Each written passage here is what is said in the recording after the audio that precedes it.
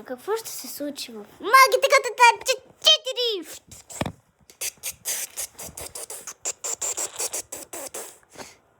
Котето. Аз бяха слезнали долу в една недовършена вила. Бяха се скрили, бяха изкарали акъла на темната господарка Мелни, но много им внимаваха. Днес Самър и Пандълка се не казвам какво. Тя само седеше и дебнеше. Беше страх. Мелни пускаше какви ли не звуци, но те все се плашаха, търсеха котки. Бяха страхливи, но и се ловуваха. Изведнъж Пандълка отиде при Самър, а Самър пък избяга натам и започна да дебне от всякъде, откъдето можеше. Пандълка пък нямаше търпение да го залови и си мислеше, и се беше намислила какви ли не други планове. Да започваме с днешния епизод. Бях показала какво ще се случи там. Ужасващо.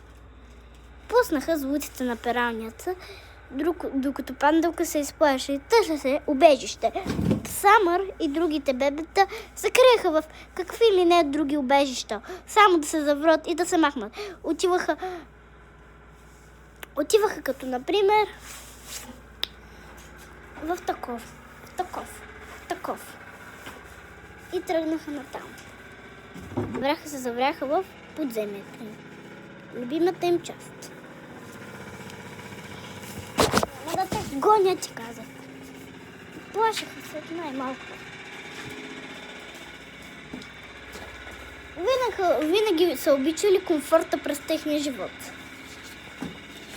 Обичат лукс. Ама им беше забранено да ходят на някои места.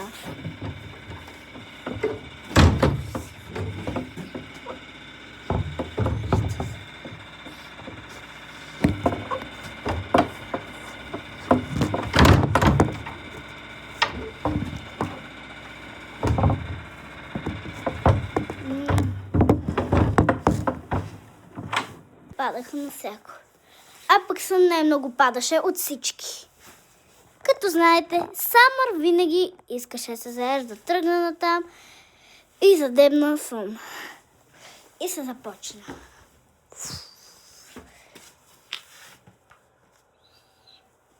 И като издебна и му изскочи. И започна да се бие с него, ама му се фърли. Че направо си стана бой. Искаше да му открадне храната и му открадне да почне да яде. Пандълка и тя се намеси, защото беше много гладна и не беше хапнала както винаги. И само завиждаше. Докато сън горкия нямаше какво да яде. След това Пандълка и хрумна нещо на главата и тя отиде и задебна. След това като избутва брат си и започва да яде тя. И му измяква с много силен глас и тя започна. Докато тя измами, брат си беше най-хитрата от всички в групата. А пък тогава сън и той се задеби. Ходеше от всякъде и гледаше. Гледаше как ядат, гледаше. И му хрумваха какви ли не неща на ума. Но мисли да скочи той. Отиде, скочи. Избута сестра си, ама не му се получи. Набутваше се, но сестра му размжеше. И не стана нищо. Само обикаляше да види откъде може да яде нещо. Отиде да си поиграе, за да размисли за това, но нищо не стана. Още мишеше, защото беше много гладен и много обичаше консервата с пастет. Докато не... И храната стана празна. Всички завиждаха. А пък там се случи бой с къне.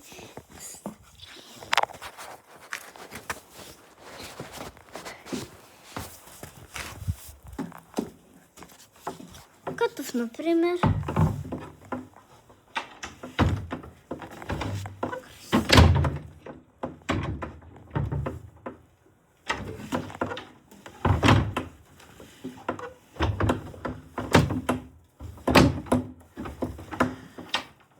тогава тя взе пастета и не позволи на Хъни дори веднъж да си хапне.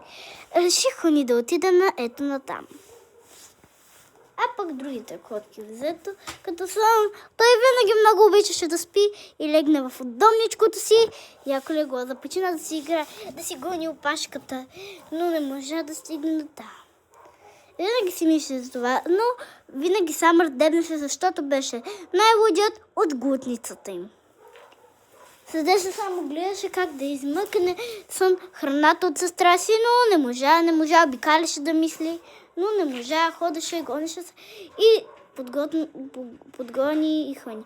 Хъни пък избяга, както винаги, защото Хъни не беше страхлив, ама след това и той искаше да го захачи. Издебна от ъгъла и започна да го закачва, докато Сън избяга.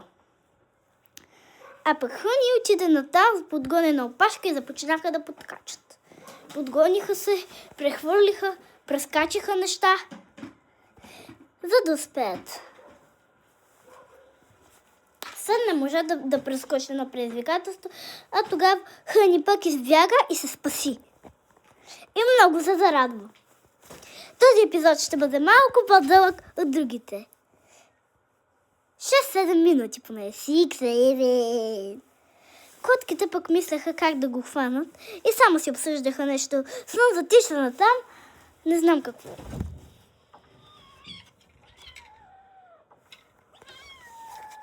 Самър дебнеше оттам. Винаги гледаше да изскочи на някой набой. Това му беше една негова цел. И отида там при братята си. Сън и Хъни. Хъни отида да го подгони. Знаете как. Подскочи, отида натам. Самър пък не се даваше толкова лесно. И той се нахвърли на бой. Започнаха леко да се потупват. Ама не се сбиха много сериозно. Обикаляха се, гледаха се странно. През това време Пандълка си хапваше вкусно от нейната закуска. И беше много добре. Докато те само гледаха се сбия. А пък Сън си лежеше и си гледаше и всичко си му беше наред. Докато те започнаха да се бият, подскачат и по-силно от преди.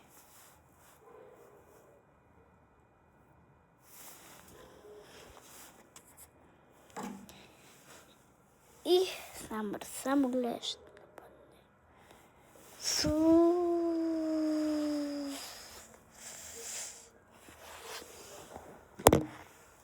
Ето така стана и с тях. Сбиха се, тръгнаха натам и се подгониха. А с изключение на Хъни отида там. Сън нападна, всички се сбиха. И стана един голям бой между Сън и Хъни. Подгониха. Докато Хъни само обикаляше там, каляше тук, а пък Хъни отида там, за да подгони и да атакува в най-хубавия момент. И стана и се сбиха на голямото поле.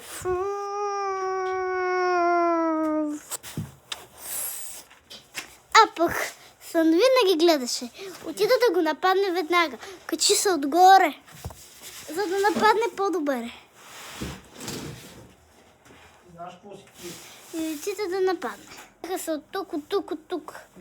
Откъдето можеха да се скрият. И се криеха, за да издебат и ги беше страх. А пък докато Самър си седеше в тоалетната. Пандълка и Хъни реши да се сбия с Пандълка, защото беше гладен. А Пандълка изяде половината от пастета храна. Докато Хъни отиде навън. Хей! Непослушник такъв. Пази се, Хъни, че трябва да... Пази се, че тук е мръсно си. И тогава Сън си седеше мирен и кротен за небой. А пък Самър седеше там до... Сън отиде, искаше малко да излезне, ама се прибра за жалост. В следващия епизод на Малките котата ще видите какви ли най-яки неща, като бой. Така че до следващия път с Малките котата.